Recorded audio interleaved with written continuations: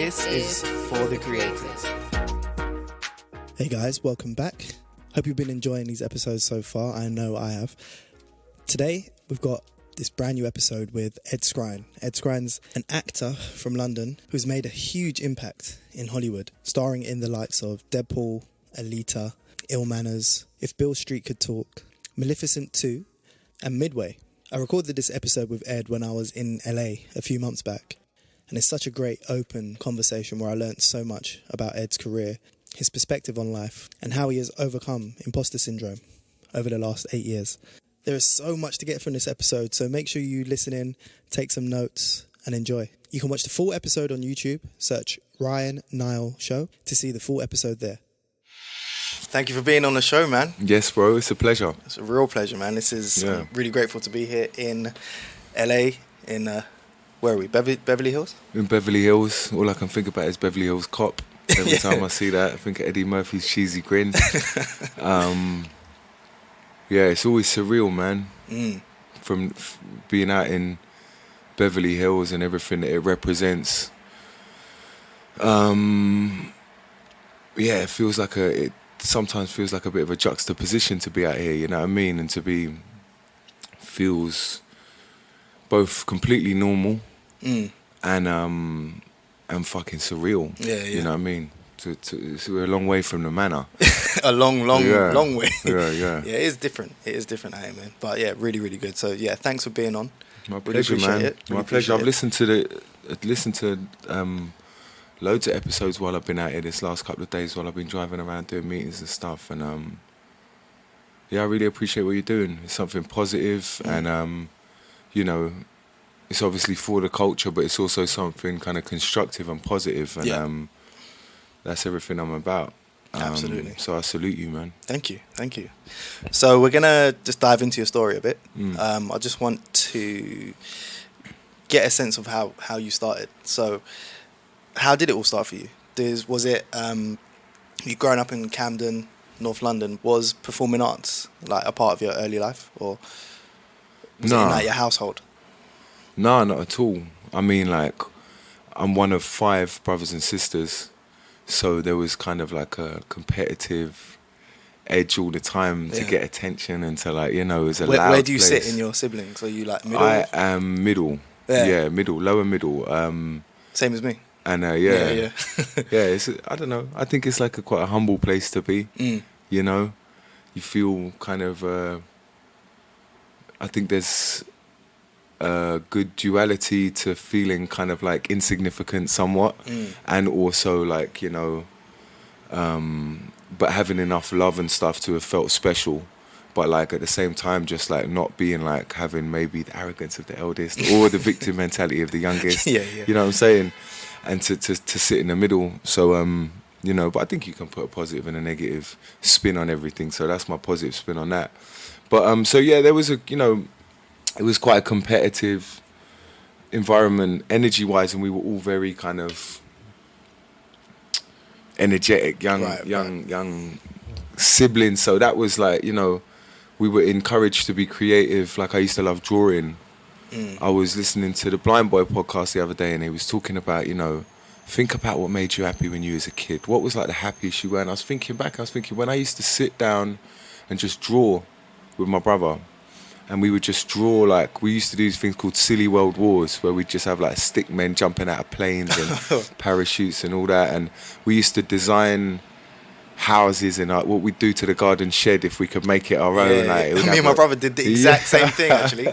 But I think it's funny that, and there's something humbling in the fact that like we probably all had such similar fucking experiences, no matter how different, all of our upbringings may have been in some ways. Like there is such a thing as a human experience as opposed to the Ryan or the Ed experience. Right.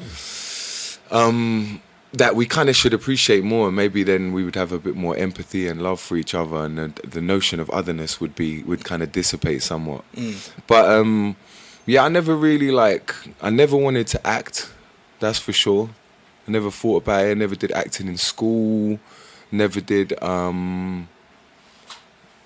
Never just had any That was never part of desire, you know, not at all. Like I found an art teacher in secondary school, Miss Snowsill, at the school I went to, Fortismere.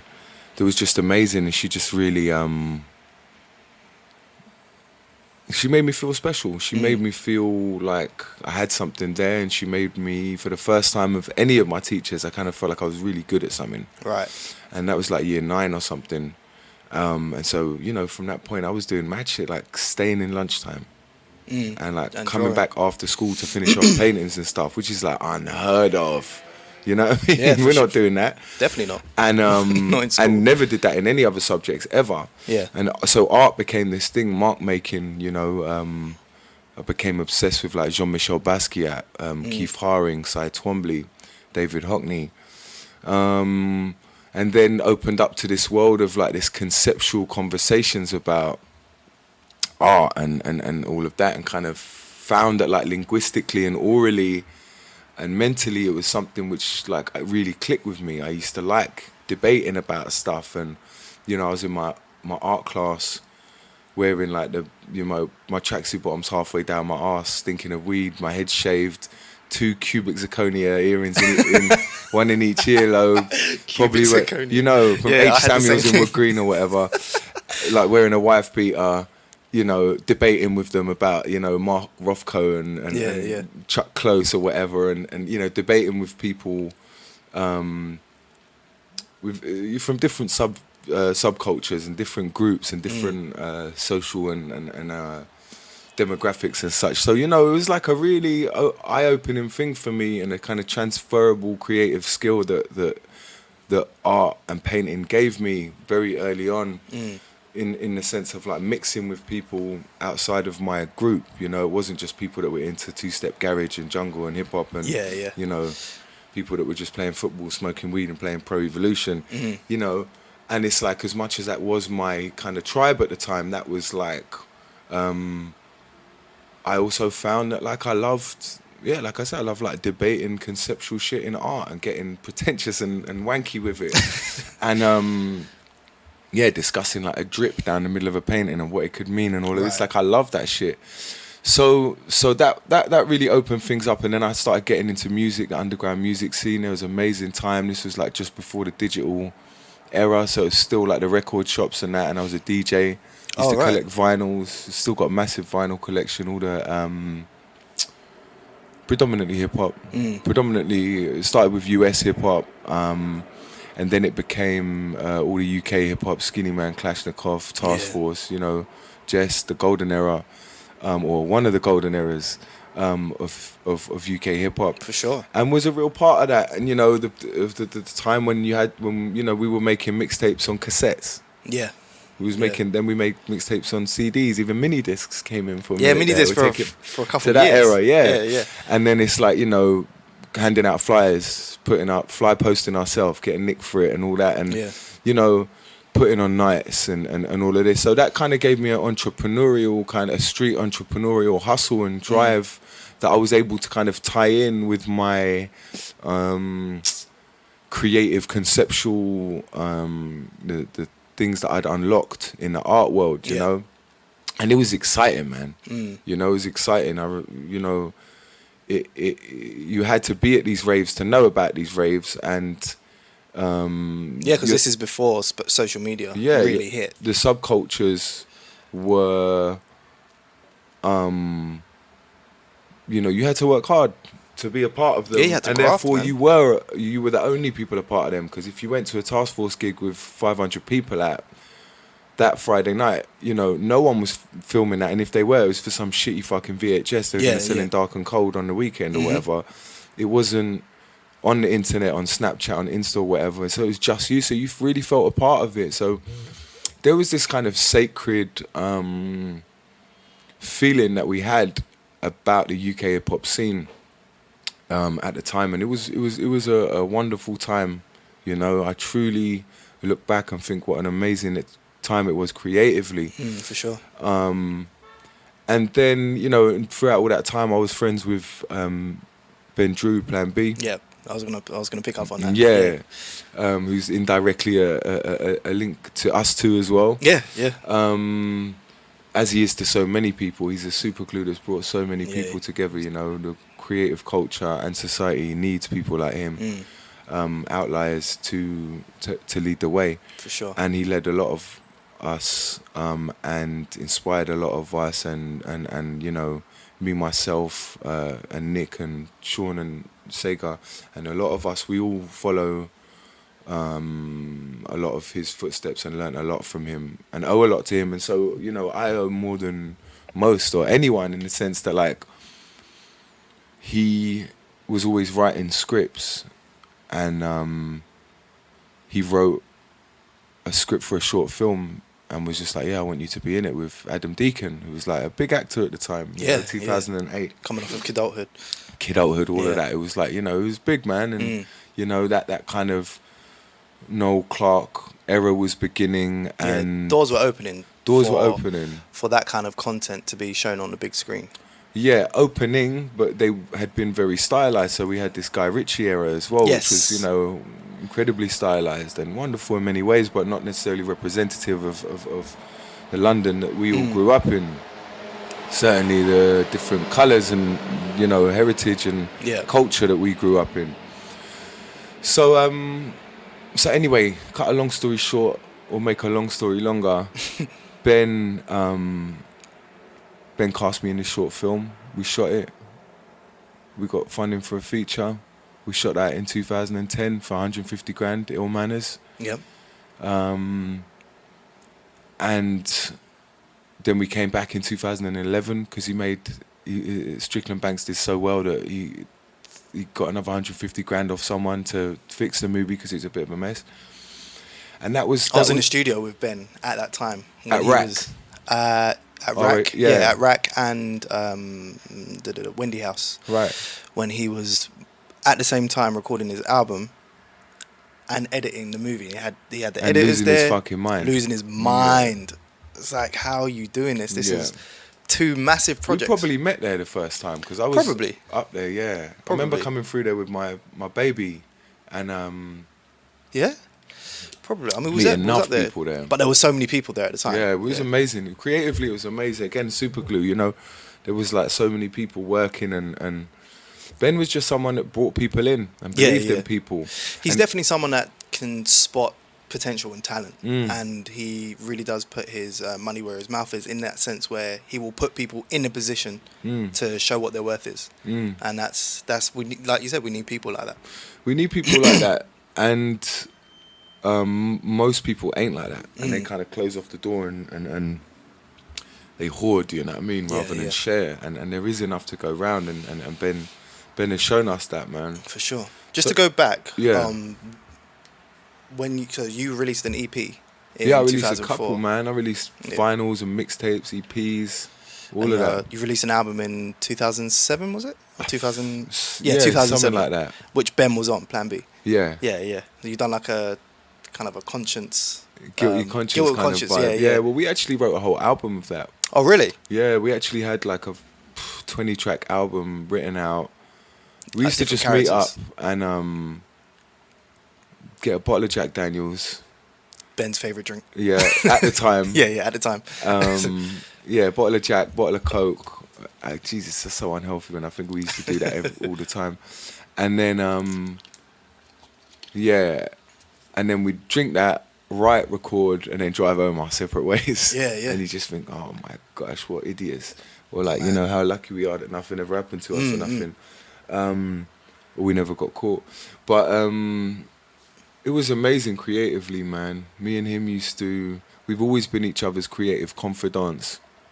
And you definitely need that. Yeah, you do need that, man. Like, I heard someone say something really interesting the other day when they was talking about mentors, and they were saying, like, all of us should have a mentee, an equal, and a mentor. And I love that.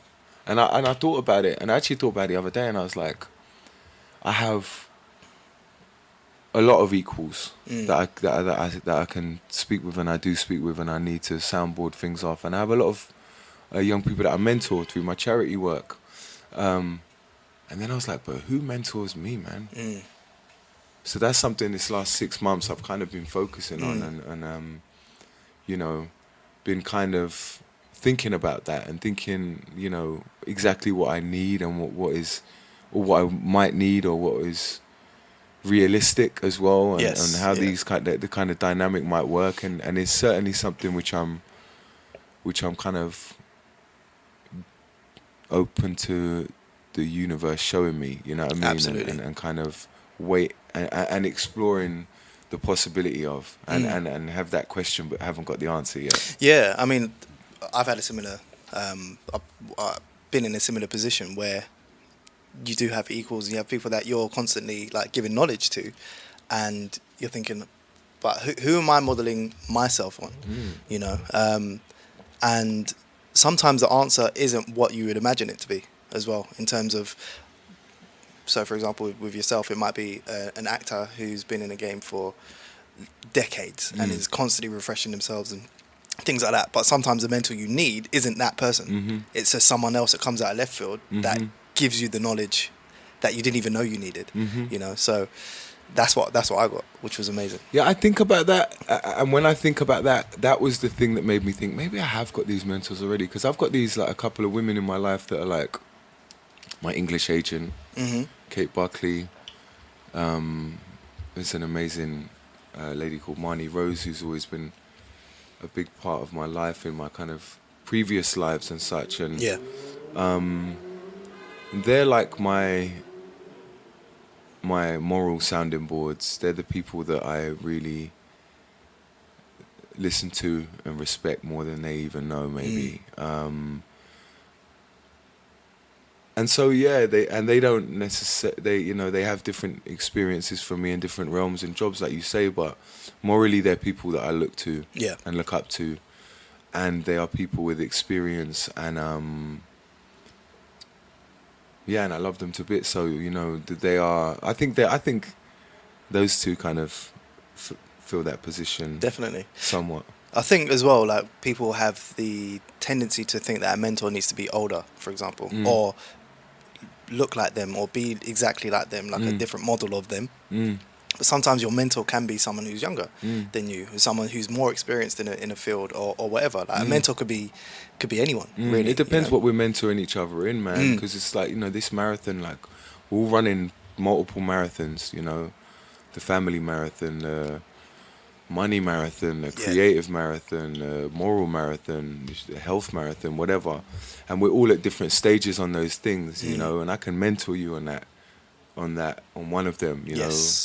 But like other ones, you need to mentor me on, you know. And I suppose that's like the best thing that I've felt recently about, like, the changing notions of like masculinity and brotherhood, and my changing understanding of these things, and the changing in the connections of me and my boys, and the kind of support structure that we have for each other, and the evolving dynamic from being, you know, most of my boys I knew when I was a kid, let alone teenager, let alone 20-year-old, let alone 30, let alone now 36. So, you know, we've all evolved and become different animals along the way.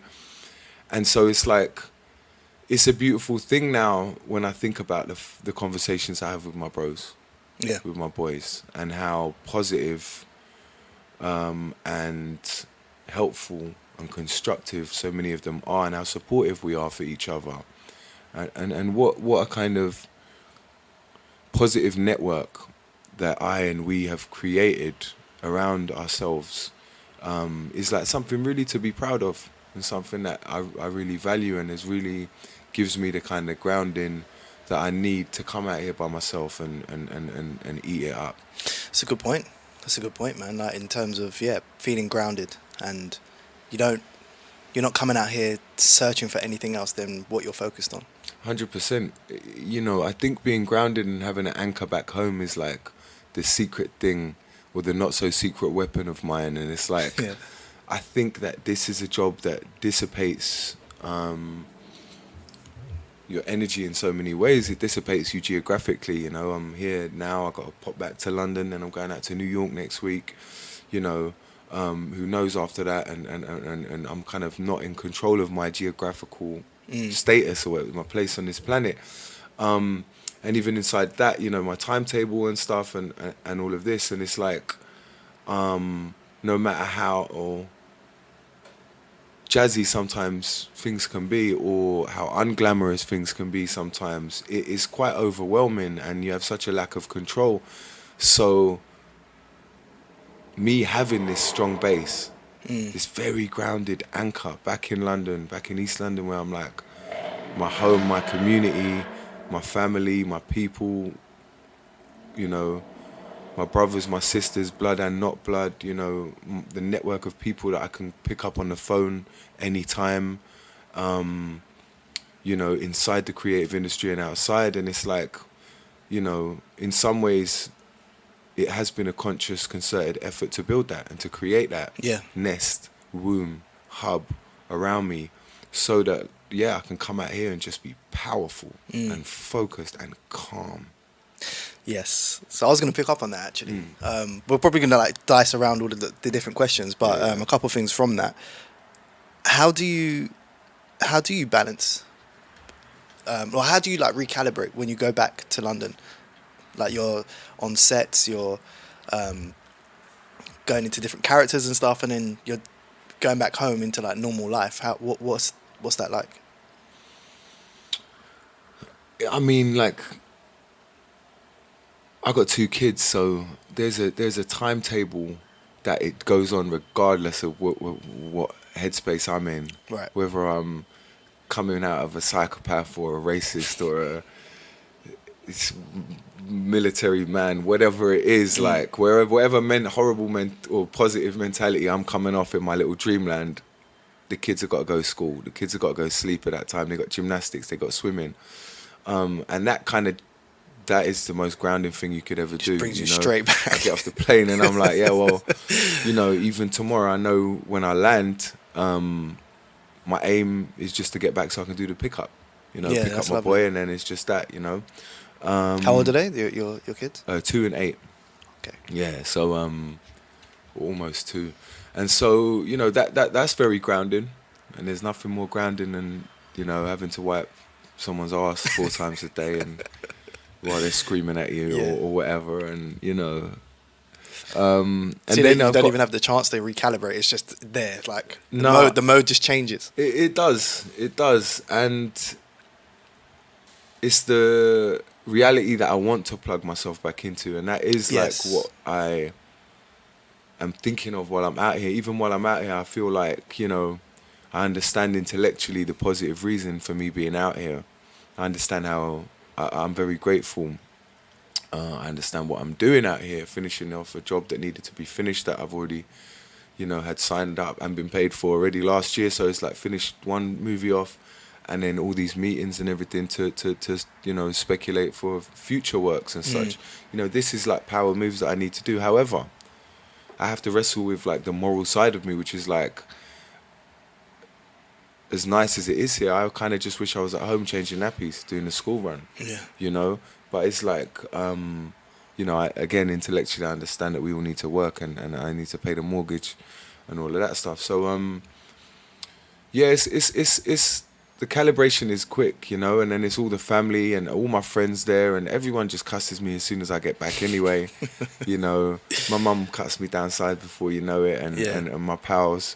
You know, there really is no red carpet rolled out for me, and I wouldn't want it that way anyway. No. We're English, or rather, we're not even English. We're Londoners, so we're not really. That's not really our MO. Bag, you know what I mean? We don't need that. We take whatever satisfaction from our work. We take it. We understand it. We appreciate it.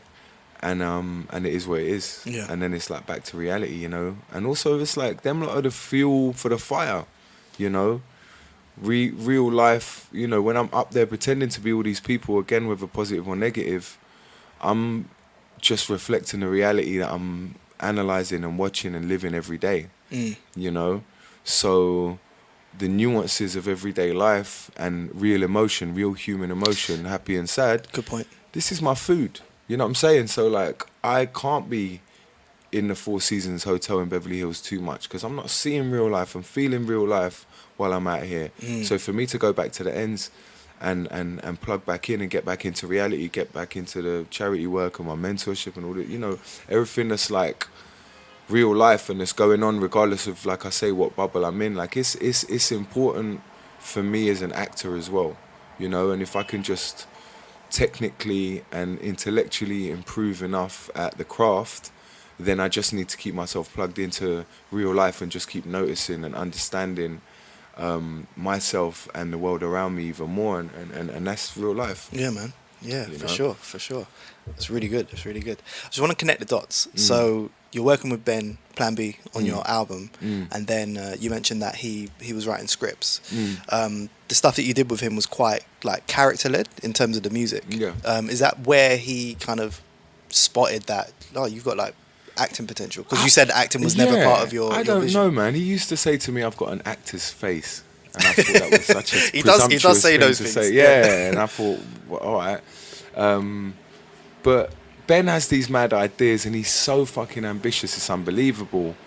It's infectious, in fact. Where most of us kind of, you know, we either lived with the imposter syndrome our whole life and never thought it was good enough, or we're just like more realistic and like, yeah, that might work, but really, you're gonna make a feature film? Like, you know, one step at a time, mate. But he did it, and he believed in me, and the main thing was that I've always been brave. Like, I don't care about flopping. I would have just done it and just been crap in it, and then just did one movie, and then just been like, oh, well, that was fun, innit? And I did it with my bro. Right. You know, that I love to bits and that I trust and I go to war for. And he wanted me to do it, so I'll do it for him as much as anyone. And I even said to him halfway through the shoot, I was like, bro, I don't want to be an actor. I said, I'll just act for you. Every time you make a movie, I'll act for you. Yeah. And I'll be in your movies, innit? But other than that, I don't want to be an actor. I said, this is too affecting, man. This is horrible. Like, you know, obviously the character in Manors was like horrible bastard. So I was just spending all day, you know, I'd get up. I was living in Dalston. I'd get up, I'd get picked up, and I'd drive through the Hackney and Tower Hamlets, and I'd see like homeless people fighting at 5 a.m, and people like smoking crack and skagheads and all that, and then I'd go on set and do all this dark shit, and I was living this dark conceptual realm, and because it was my first job, I didn't really know how to separate. Now I know how to separate all day long. Right. But back then I didn't. Yeah. So I said to him, I'm not doing this. And he looked at me with a kind of wry smile and he said, just see how it goes. You know? Mm-hmm. And then next thing, his agent at the time, Kate Buckley, in 2011, she saw a cut of it and she was like, yeah, I want to meet with that guy. And we met and my life just couldn't have changed more. It's crazy. At the same time, I'm exactly the same person. Yeah. And everyone who knows me knows this, just with a bit more hair on my head. And yeah. It's usually the other way around. Yeah, I know. They're like, I thought you were bald. I'm like, no, it's skinhead, isn't it? Everyone just used to have a skinhead and a fade or whatever. And I just was like so lazy from like 12 years old until like 27. Yeah. Never grew my hair. And then grew it now. But yeah, so yeah, and then my life has changed so much since, man. You know, life can change for the positive and negative every day. You know, we make one wrong decision today, we get nicked and end up in the fucking American prison system for the next 20 years. Like, our life changes in a moment, you know. That's for a negative example, but this truly was like with hard work and focus and discipline and drive and a hell of a lot of luck. Like, it's nuts. It's crazy. Everything has changed. It's crazy. Yeah. So, I mean, at that moment, you're like, I don't want to do this. But then you start to get meetings and stuff like that. What changed within you to kind of do it more? And well, I'm an opportunist, man. And like I said to him, I didn't want to do it when there was no agents knocking about, innit? As soon as the agent knocked about, I was like, ooh, oh, this looks, wow, cool. I've got an ins, innit? I can try something, you know? Plus, like, my life was like, I was at a really dark, kind of low place at that point. Like, it's interesting when I think about it, you know, it's 2019 now. In 2011, kind of similar to what I was listening to Risky Roads talking about working as a cab driver. Yeah. I was a sports coach in the community, so I was an athletics and swimming coach. And I loved it, you know. Loved being a part of the community, loved teaching the kids, always loved sports and training and that. And it just gave me the breathing space, like he said, that like I could do my creative endeavors and I never had to worry about money. I was never doing it for the money. I was doing it for the sacred reasons, you know what I mean, for the love. But then in 2011, I basically kind of got fucked over and ended up not being able to work. And Really? like being, like not having any money and was broke. My kid was like 5 months old.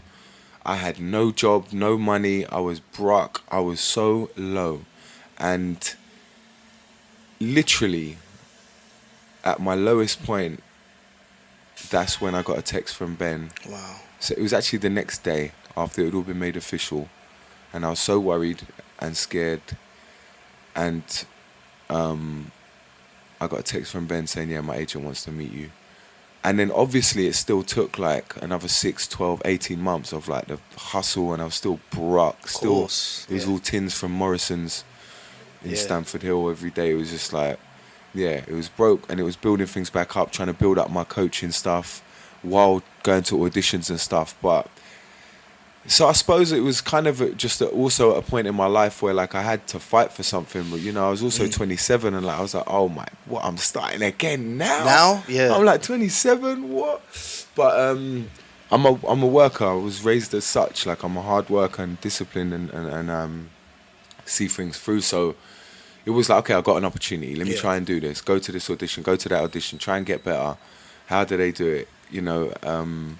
Make all the mistakes and just go for it, gun-ho, man. And I just had this kind of blind self-belief from the beginning, and this kind of gun-ho attitude of like, I don't really give a shit. I don't really care, like I don't need this. But I've got this amazing opportunity, and was getting sent up for like big auditions from the beginning, that I was like, well, why would they give me this? And then sometimes I'd get them and be like, oh, and it took a while for like the imposter syndrome to go away, but like, you know, we're here, this is not that long ago that we're talking about. No. You know, I'd never met my English agent at that point in 2011, and certainly hadn't met my American agent, who you know, who's changed my life as well. And, you know, all of my team since then, I've got an amazing lawyer out here, I've got an amazing accountant. You know, my team is strong, we are efficient, and we are good people. And I've amassed a team in my image of like positive, good human beings, morally good human beings, but people that are cold-hearted with the business. Yeah, and get on which with you it. have to be. And just keep it simple, stupid. You know what I mean? Don't nothing more. You know, professional and polite, and let's keep it moving. We don't need to burn no bridges. And so you know, we you know, when I sit here now, looking at the palm trees out the window, on Doheny Drive in Beverly Hills and all of that.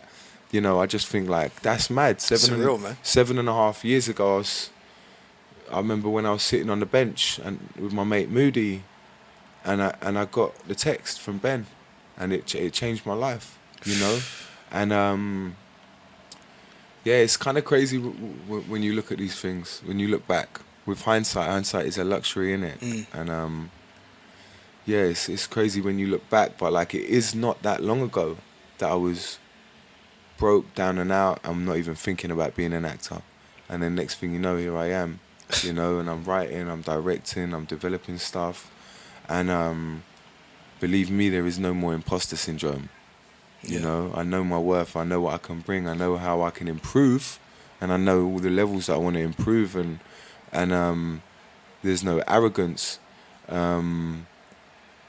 but I know my worth, and I know what I can bring, and I know how much better I'm gonna get, and what a commodity I can be. So, it's the eat up, it's munching time, and I fully get that. That's an incredible story, man. In 7 years, I'm doing my maths wrong. 8 years. 8 years, 11, 8 years. That's crazy, man. That's an incredible. So you're on a bench. And you get the text from Ben, and then that gave you the light at the end of the tunnel. Yeah, and then like I say, from there it was still a long time till things started building up, and I built my teaching business back up, and carried on teaching until 2014. That was the other thing I really liked about what Rhodes was saying, because he was saying like, you know, having that alleviates a certain amount of anxiety. Yes, it you really know, does, yeah. Because like we shouldn't be worrying about money when it and wanting to do art for money. You know, I've never like wanted to do, you know, wanted to make.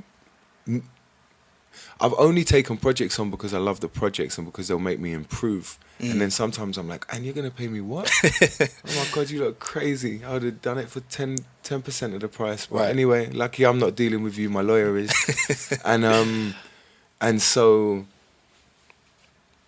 You know, it's like Alex Ferguson used to say to his players, it's like, just work hard. Just work on kicking that ball and the money will come. Don't think about kicking the ball for money. Because then you make money at 19 and you'll be broke by 21 and you'll be at, you know, you'll be playing for Preston North End by then. No disrespect to Preston. You know, and I always say it like, you know, I come in like the Gary Neville of the game, like with less technique than other people, with all of that, but with the hard working mentality. I will work harder than you. I work harder than everyone, and I may end up being the captain. And when the best crosser in the world, David Beckham, retires, I may have learnt so much from working with him that I may be almost an equal of crossing by the time I finish, which is unbelievable, which is what he was like. That's right. So as much as I'm a Liverpool fan and Gary Neville is not one of our sons or favourite sons or favourite people, I respect him and I respect his hard work, you know, and I relate to that. I relate to that too. Yeah. I relate to that too. I think you know you have a certain amount of talent, but then you work with people that are just like, whoa, like they don't even try in that sense. But it's being self-aware and knowing that, look, I know that I can learn things quite quickly, quite detailed, as long as I put the hard work in, you know, and once you know that, over time, you're going to get the results, you know, but I think it's about being self-aware. 100%. It's the 10,000 hours, you know, the Malcolm Gladwell shit. And it's also like, you know, just trying to make, not just trying to spend blind hours on getting better. It's about like really intellectually, analytically analysing what I actually need for my job. What are the exact specifics of my job and what does it entail? What are the obvious things I need to do? What are the extra things? What are the small percentages that I can play with? The tiny things that I can do, which just make the hairline difference to it, but it does make a difference. You know, am I? You know, and then from there, when you're doing that, then you can start to make power moves rather than just constantly working and draining yourself. And then it's like at a certain point you just switch off and go, cool. You know, I've done enough. I can't do any more for this. Now I can watch some dumb shit on Netflix or like, you know, switch off or do this or that. And so then you also get the yin and yang and you can, you know, you don't lose yourself in it. So, yeah, man, it's there's a real focus on you know, there's been luck involved in this, but there's been like untold focus and analysing. You create your own luck as well with that. Like they say, luck is when hard work meets opportunity. Yeah, I like that. So I like that. You have to fulfill your side of the bargain. Do you know what I mean? Opportunities are going to pop up. Yeah. But are you prepared for it? Yeah. That's the thing. Yeah. Yeah. So you've been cast as villains often, but yourself, you're quite peaceful and quite mindful. How do you empathize with like a villain character? We grew up around a lot of bad people, innit? Yeah. A lot of people that on paper were not nice people and people you wouldn't want to be around. But we saw the nice side in, you know, or we were able to see an empathetical side. You know, we knew, we saw that the baddest people could still be the greatest uncle or the greatest friend or the greatest, even the greatest dad. Yeah. It seemed like it, you know. Yeah. For a certain amount of time until it all catches up or whatnot. And we also know that the so-called quote-unquote best people and most positive people, that we've seen the cracks and reality behind them. So it's just kind of having this objective, nuanced look at people and all of us, including myself. I don't demonize myself all love myself when I look in the mirror, but I see my ugly side, and I see what beauty I may be able to bring to this world objectively. So it's just about that, analysing it, you know. I mean, I enjoy it, man. I enjoy it. You know, I don't enjoy it in normal life. In normal life, all I enjoy doing is spreading love and smiles and hugs. You know what I mean? And linking people together and contributing to the community and society. But outside of that, when I'm playing, I want to be the most horrible bastard ever and do the craziest shit. Come on, man, this is the funnest shit ever. I want to be like Joe Pesci in Casino. Like, come on, stabbing him with the pen in the bar. Like, I would never want to do that in real life or even see that. Yeah. But I want to pretend to do that all day long. So, you know, I do find these characters fun and I do enjoy them, and I do seem to be able to humanize them somewhat. You know, I also like playing positive characters and all of that, but yeah, it's maybe my bone structure lends itself towards and the accent as well. And the accent. It seems like if you're a villain, you have to speak in a British accent for whatever reason. Yeah. Not you in particular, but like just generally in movies. Yeah, it's an interesting dynamic. Yeah. It is an interesting dynamic. I haven't quite got to the bottom of. I have this conversation on a lot of film sets. Really? Yeah. And I haven't quite got to the bottom of why that is. Maybe it's because for the majority of people, it just sounds different to them. So it doesn't sound as endearing. I don't know. Historically, British people have committed some horrific there's that too. things morally as well. Yeah, there's that too. Empire and such. This is traditionally we have been the villains of history. It's a very good point. Especially the well-spoken white man. Yeah. So that may have something. That might have something to do with it. Yeah. For real. So you're a self-confessed comic book geek. Yes. What was it like them portraying? Is it Ajax? How do you pronounce it? Ajax. Yeah, not Ajax. Yeah, because Tottenham Ajax is on right now, just for context. Oh, snap, it's on now. It's on right now, yeah. Oh, gosh, what's the score? When I left, it was 1-0 Ajax, so 2-0 on aggregate. I want Ajax to go through. Yeah, me too. Of course. On record. But I've got a lot of love for Tottenham and Pochettino and what he's doing. And Son is one of my favourite players. Son, I'm jealous that Son plays for Tottenham. Yeah, he's such an admirable player. Yeah. Although he did do a really funny ice cream advert. I don't know if you saw it. No. Yeah, Google it, and anyone listening, Google Son South Korean ice cream K-pop. And it is so funny, man. Oh, I think I might have seen it, actually. He's like dancing in the thing, and it's so kitsch, but it's funny as hell. But it makes him even more likeable. Yeah, he's a super likeable guy, man. Yeah. It's annoying that he plays for Tottenham. So Ajax. Yeah. What was it like playing him in Deadpool? I mean, you know, when we talk about like this 7.5 years since like even meeting my agent and that, and then, you know, it's only been like 6.5 years since my first movie came out. It's like I've already got to tick off some proper bucket list shit. It's crazy. And like not just work, but work on IP that is so close to my heart. You know, like I used to read Deadpool. I've read the X-Men, and you know, we've been collecting comics since I was 10 years old. This is my shit.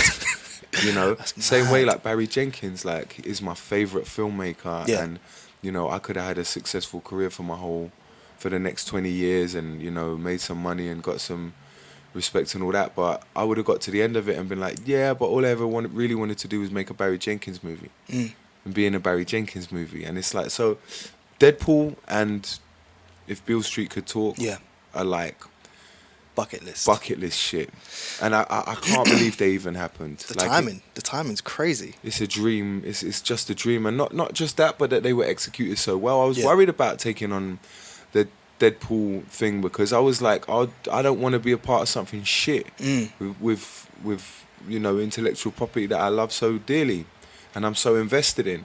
But at the same time, it's like, you know, they should be hiring people like me who are invested in the material. That's right. Yeah. So, and it just so happened that everyone involved was invested in it, and it was lightning in a bottle, and it's almost like the type of thing that may never happen ever again in my career. Yeah, I'm aware of. You know, it's kind of like them Leicester Premiership wins where like they get to the end of it, and people like Danny Drinkwater are like, wow. Yeah. I feel like I could win the league every season now, but I know intellectually this is it. This is it, Yeah, that was amazing, and that was an anomaly. So that was just so special, man. It was amazing. And, I made, like, lifelong friends with Tim Miller, the director. I was with him in the edit. Brilliant. A couple of days ago, and went to, he's a brother and a friend, and he's kind of a mentor for me, actually, and someone that, a confidant. We're both kind of confidants for each other, and so it was an amazing experience, man. Brilliant. Yeah. That's brilliant, man. Proper. And also, I heard on one of the press junkets that Ryan Reynolds was trying to get this made for like 11 years. So you came onto the scene at the perfect time. Perfect timing. It's crazy. It's nuts. It's crazy, man. And when you think about like the kind of worldwide search that they're doing for that and all that, and I just couldn't believe they gave it to me. Yeah. Like, what you trust me? I still had big imposter syndrome then. Yeah. Yeah, that I had to fight on that job. That job was a big one for kind of getting over the imposter syndrome. I was going to ask when that actually switched for you. Yeah, I'd say like Deadpool was the beginning of it switching, but I would say actually like it officially went. I'd say when I did Maleficent last year, and so just for context, that's 7 years after your first movie. Yeah. That the imposter syndrome kind of switched off. Yeah, was officially off, Yeah. and I was like, oh, let's have it. Yeah. I'm here, and I deserve to be here. Good. And I'm still humble, but I'm fucking. I have my seat at the table, and I deserve it. Yeah, like that. There came a point, kind of after Deadpool, where I started to work with a higher caliber or more recognized caliber of actor. Yeah. And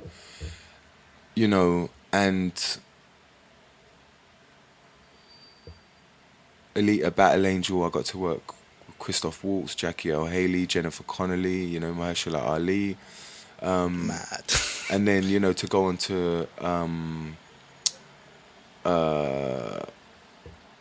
Maleficent, my first day was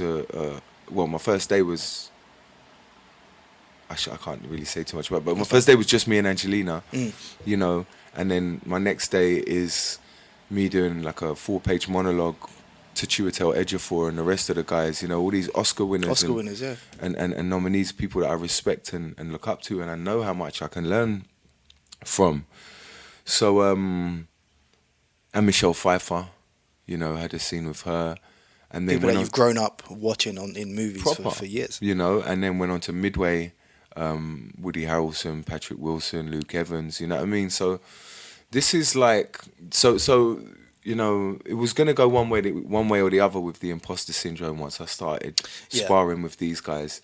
I was either going to crumble and be like, oh, snap, look, this is why I'm not ready to train with the heavyweights, ready to spar with the heavyweights. Or I was going to get in there and start being like, oh, I feel good. I feel light. My footwork's never been better. And I'm learning from you. Let's go, and start getting a bit of flair doing the Ali shuffle and that. Yeah. So yeah, that it really has shifted in the last couple of jobs, and that's a nice feeling because it just feels like I can take the reins off now. On Alita, I felt really liberated, and a lot of people said that with the performance, how much fun it looked like I was having, because I really was. Deadpool was the first job I started to have fun with, and so there are moments you can see I was having fun, right? Especially in the stuff we shot in reshoots, but Alita, I was having a wild old time. Robert Rodriguez just made me feel so confident, and he's like a good friend, and he's a bro. He's one of us, man. He is cut from the same cloth. Yeah. He's just got a cowboy hat and cowboy boots on, and is he's a massive inspiration. Tex-Mex guy. Man, and even when you talk about not Tex-Mex, sorry, a Mexican Texan, yeah, Nacho, yeah, you know what I mean. Probably disrespect the guy and his culture, but he is like, he's got that street entrepreneurial thing going on, and he, the rebel without a crew thing is the energy that I talk about in the UK hip hop scene. Yeah, that's what I learned from the UK hip hop scene, So it was just. So yeah, he made me feel so confident, and I was just having a fucking blast, man. I was a bit worried when after I did it because I thought, shit, was I too hammy? Did I go too big? Yeah. Was I too theatrical? You know, if I'm ever in doubt, I always try and play the subtle nuance thing and play things small. It's always been my approach and my kind of acting style if I've had one. But when I was relieved when I saw it that, you know, either I didn't go too big or they just used the edits, the bits where I wasn't too big. And that gave me confidence. So when it came to like Maleficent, I was having it. Right. I was having it, you know. And yeah, working with people like Angie, it just, you know, she fills you with so much confidence. And, you know, there's just so much to learn from these guys, you know. The energy that they contain and the quantifiable human energy that they emit. You know, she has like a megawatt smile, you know, but her energy is that too. You know, these people it's quantifiable. I can remember first time, like we won a MTV movie award for The Fight. Me and Ryan, we went to the thing and picked up the award and that. And I remember seeing Charlize Theron in the flesh there and Halle Berry and being like, oh wow, you actually look like you're from another planet. Like there is like a ray of light on you. Like you're movie stars. Yeah. You know? And it was quantifiable when they were giving their speeches and all of that. I was like, oh my God, I think I should have written a speech. She's talking about like beautiful charity shit and all of this. And she's clearly got this she's prepared. Down and prepared. And I was just like, oh, I'm going to just freestyle it and pick up the stunt coordinators. And I was like, fuck, this is levels, you know. Right. But you know, so Angie has got that, you know, Chiwetel has this amazing quiet strength and energy and intelligence that I was able to learn so much from watching, you know. And again, people like Christoph Waltz on Alita is like, you know, just watching him block. Yeah. Just seeing how economical he is with his choices and with what he does and how present he is, albeit a very overused word. Yeah, he it's been amazing. But you know, it's like, that's the other thing I say and really fucking mean when I speak to young creatives. It's like, be a sponge. It's not good enough for you to just be there. It's not good enough for you to think, oh, I'm sharing a stage with Christoph Waltz and Jennifer Connelly, so I made it, innit? I deserve to be here, I'm cool. No. Learn from them. How can you improve? Like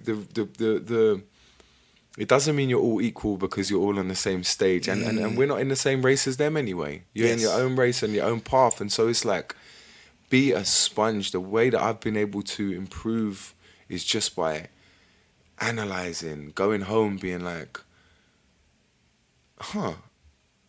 that's how Barry got that out of me. That's how he does that. That's different from how Robert does that. And Roland Emmerich does it this way. Why doesn't he do that? How did that make me feel as an actor when he didn't do that? When he did do that, how did that make me feel? What's my favoured process? What you know, how is this making other people feel?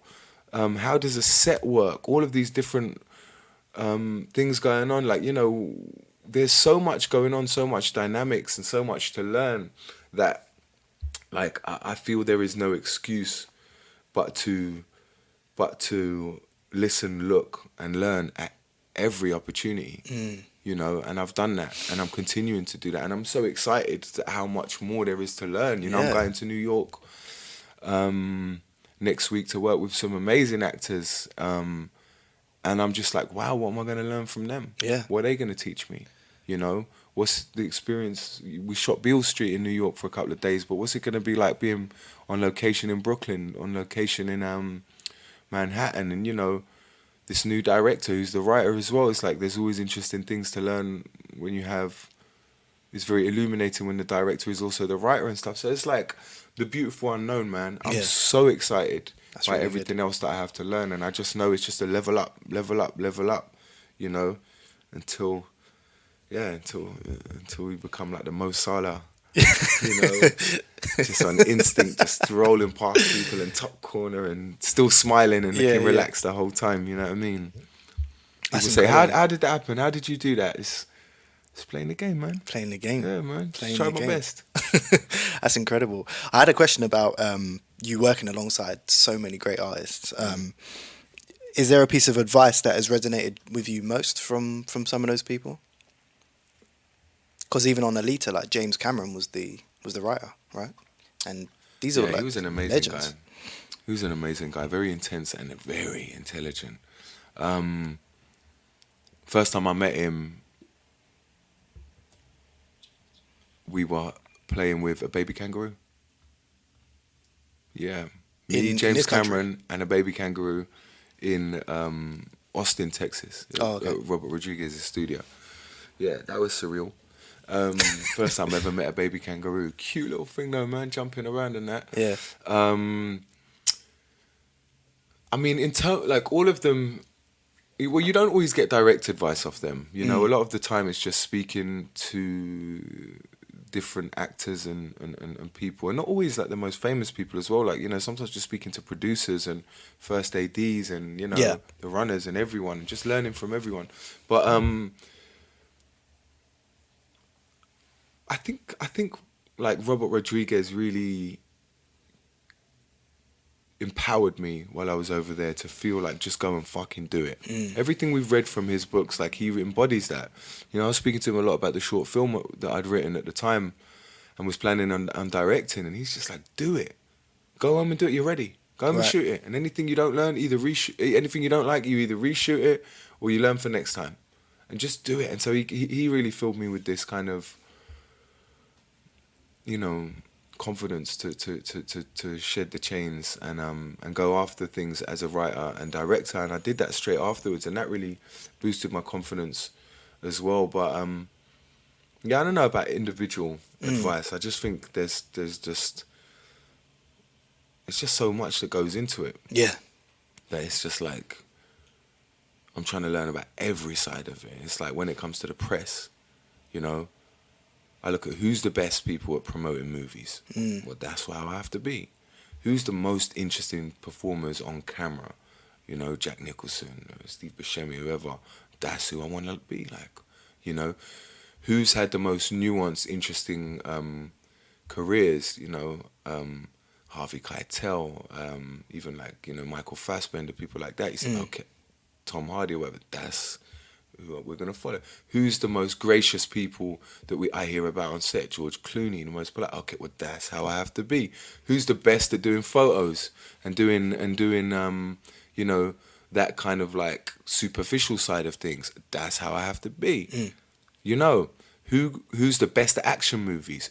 I can do that. Right. Who's the best at art house movies, independent shit? Christoph Waltz.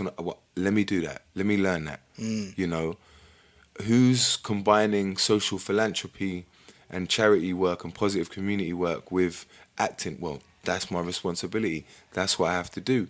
You know, so it's like really looking at this as like a embodiment of the whole thing rather than just like being an actor. Yes. And all of this encompasses the role of an actor. But most people are overlooking it, all thinking that part of being an actor is like hitting the club. Is being on Insta, is doing all this shit. And I'm like, I don't know. Like, I'm seeing O's and ones, and I'm not seeing that as an important part of like the coding for what I need to do. Yes. That seems irrelevant. In fact, that seems like it's just gonna dissipate my energy. So, you know, I steer clear of that shit. When I'm shooting, I'm not fucking about, you know, it's game time. Messing around. Nah, I'm focused. Like, yeah, it'd be nice if like we can catch a little juice at some point on the shoot or whatever. But like, really and truly, you know, I read the script every day I shoot. Every day. The same script? The same script that I'm shooting for, I read it over and over. Not just your part, and the over. full script. Everything. And I'll read just my parts as well. Yeah.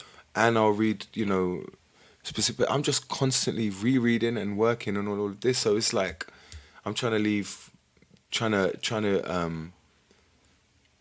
you know, have the total optimization of the role that I can be in and maximize it and kind of personalize it to my energy and what I want out of life and what actually makes me happy as well, you know. because this is a job which like seems good for other people and kind of in many ways is like a service job to other people. Like I'm working 18-hour days, getting up at 3 a.m. Yes, to make money for myself, but like I'm away from my family. It's not always fucking fun. It's really hard work. Yeah. I'm away for 4 months doing this, grinding it out so that you lot can eat popcorn and enjoy it for 90 minutes. Like, it's a service industry to a point, and a lot of people are in it because they want the adoration of other people. Like, oh, wow, you know. But for me, it's like, this is my reality, innit? So I'm like, I want to enjoy the 4 months I'm there. I want to enjoy getting up at 3 a.m, enjoy 4 hours in a prosthetics chair, enjoy 12 hours on set, enjoy the hour D-rig, enjoy going home to analyse the script again, enjoy the press, enjoy all of this. So really making it work for me and not getting caught up in anything outside of what I need to do. It's a really great perspective to have, I think.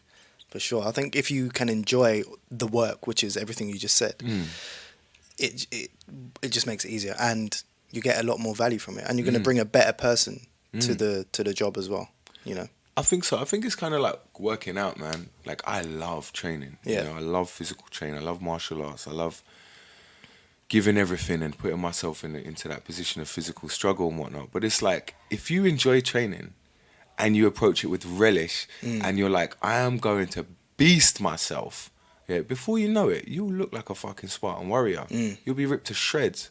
But you don't, if you train to get ripped to shreds, you ain't going to look like a Spartan warrior because you weren't on the sacred path. That's right. You know what I'm saying? It wasn't for the right reasons. So it's like, that's the other thing that I've kind of clocked early on, was like, keep it sacred. Just keep it sacred, man. Keep everything you do sacred. And like, people, it seems to resonate with people that is sacred, and it seems to feel sacred to the viewer. And then it becomes like, yeah, you create some sacred shit. And that's like beautiful. That's what we're all trying to do, you know. One day I'll be off this planet, I'll leave this planet behind, and like my morals will have, you know, had an imprint on this planet, and my seeds, my family will continue whatever morals that I've set forth.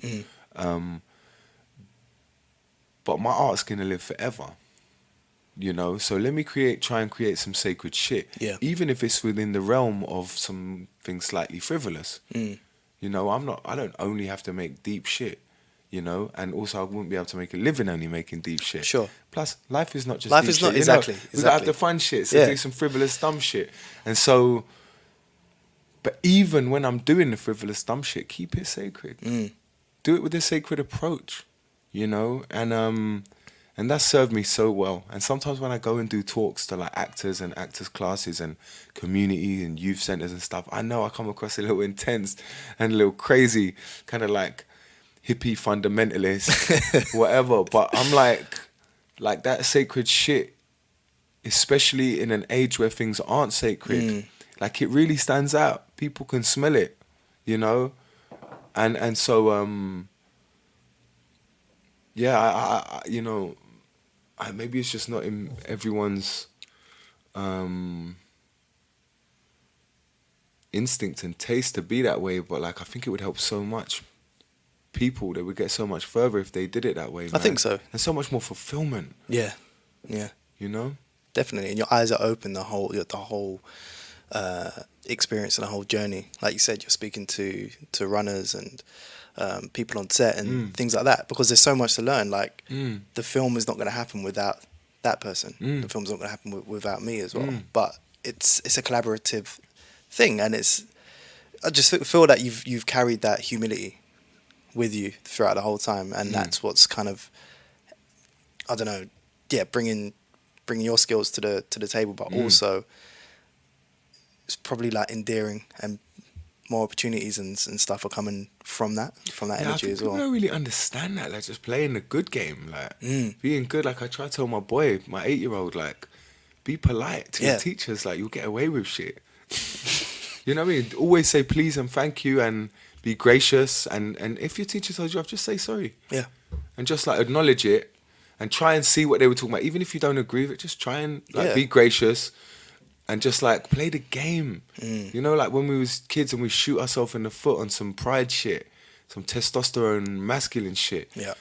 And like how many of my friends, how many of our people are in prison for exactly that? And it's like, you know, or how many of us have just been held back because we just lost jobs, or we gave up relationships because we were like, nah, fuck you, you can't speak to me like that. Yeah, yeah. Fuck, no one speaks to me like that. And it's like, but we're speaking to them like that too, you know? And so this kind of, yeah, just trying to be humble and positive and gracious and strong-moraled in a world that is not humble and is flimsy-moraled and is ungracious is a challenge, but it's a proper rewarding challenge. And it's the way to go, man. I'm telling you. Absolutely. It makes us stand out even more. And, you know, we ain't doing it so that we can stand out, but it helps, man. Definitely. It helps. Definitely. On that point, where is it? Yeah, so talking about being on a sacred path and humility, you walked away from a role in Hellboy so that an Asian actor could be cast appropriately. So that's a massive statement of who you are, I think, as a person and what you stand for. Can you tell me how you made that decision and how the conversation went with those that were involved?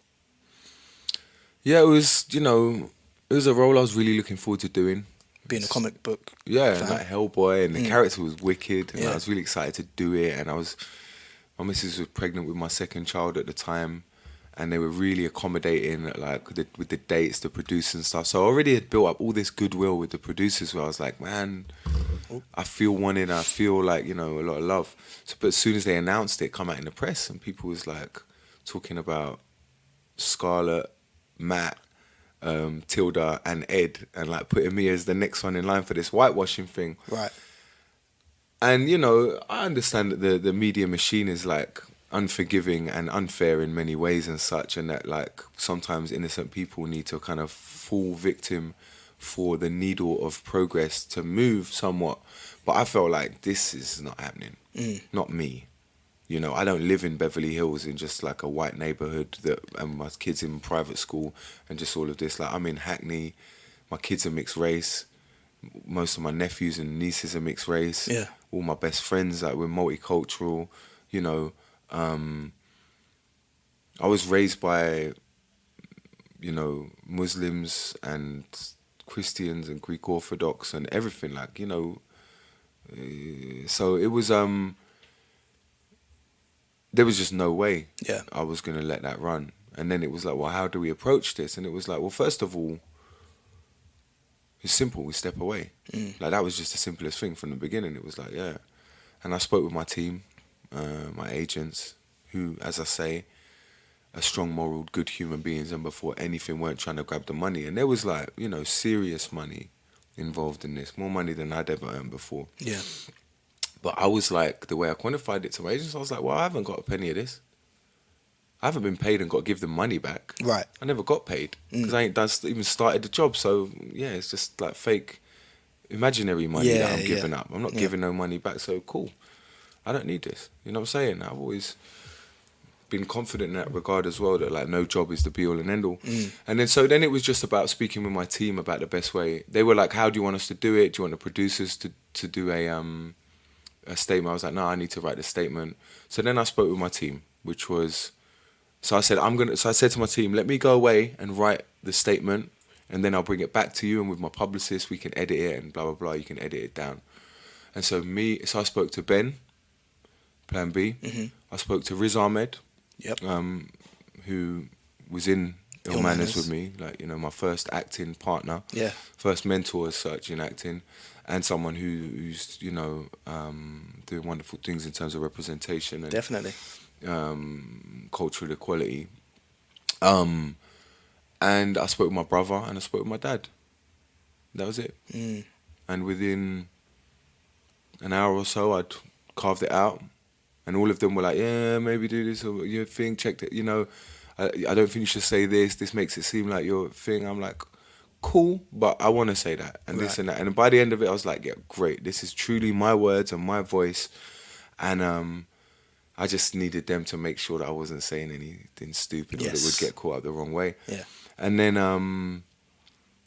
and so that was that. It was a really simple, straightforward thing. Sent it to the producers, and then put the tweet out, and it was amazing how it was received and how positive. How it made people feel. And then, I met with Daniel Day Kim, who took the role, who was casting the role, and we met and became friends. And when I was out in Hawaii filming Midway, we met out there. He lives out there. Oh, dope. So we're friends, and it's a beautiful thing. The story everything played out how it was supposed to play out, So when you go with instinct and when you take time to look at things objectively without self-pity or without delusion and arrogance, then the clear path, the right path presents itself. And I was willing to get a backlash from that statement, but I didn't care because I stand by that. And that is truly me. And so if people didn't agree with it or if I was going to get some shit for it or whatever, I just didn't know because I've never released a fucking public statement before. You know what I mean? And this is not my realm. Even I just about send 5 tweets a year, and they're usually just saying much love to or thanks to you lot for helping with this or whatever. Right. So it wasn't, being in the public realm like that was not somewhere I was comfortable and happy being, but I just wanted to make sure it was on my terms and it was something I agreed with, man. And subsequently, everywhere I go in the world, I hear I've been told some positive shit and people made me so happy. And it's that's where this thing blurs, and where the more power that I get, the more responsibility I get, the more I can help with progress and be an ally to everyone and help improve and while I'm on this journey of self-discovery and self-improvement, self-illumination, that I can help to do that with other people and help the community and be an inspiration and be something positive, and it don't take much, does it? It doesn't take that much, and I just do what I can. And that kind of the whole thing turned into some massive furore with the world talking about it and it trending and that. But it was a simple thing for me. I just spoke to my 4 closest people, wrote out 140 characters and sent it off. Yeah. You know what I mean? And then didn't tweet again for about 6 months. Yeah, I noticed. I'm out. I'm not getting involved in nothing. I'm out the game. Yeah. No, that's incredible though, man. That's incredible. But like I said, it's a statement of who you are as a person. Definitely. I think you've definitely carried that thread, and yeah, I'm excited for what's next in that regard. Yeah, man. I'm definitely not standing on a soapbox shouting and preaching to the world, trying to put my thoughts out onto everyone.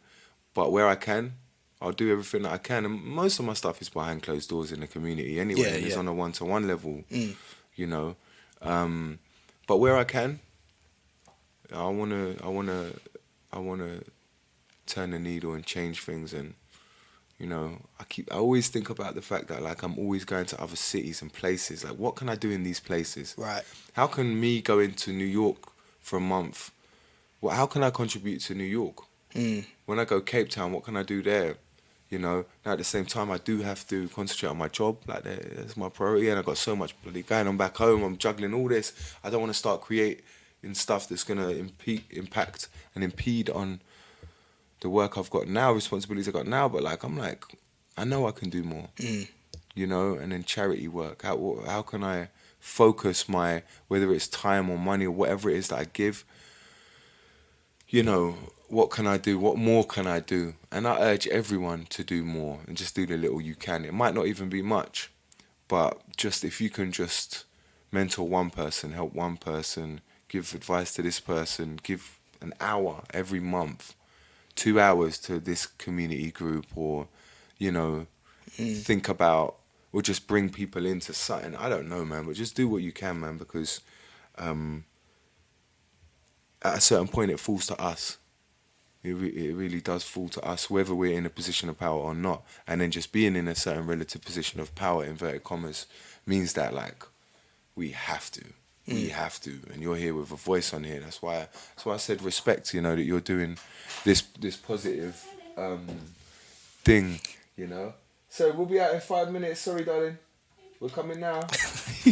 That's the voice that you put on for the house cleaners and stuff. It's like you go from we'll be out there. I'm sorry. It's like a high pitch thing. Yeah. But bro, on that note, keep going with everything positive you're doing, man. Thank you. I salute you and I appreciate you. And I'm a big fan of the show. Appreciate it, man. And, it's been a brilliant conversation. And let's link back up again. Yeah. In the future. Got to do a part 2. Whenever, yeah. Yeah. And yeah, more power, bro. Thank you, man. Thank you so much, bro. All right, love, bro. Love. Thank you, man. Appreciate it. Remember, review this podcast, share it with a friend. You can follow Ed Skrein on Instagram and Twitter. That's at EDSKREIN. And myself on Instagram at ryan.nile.show.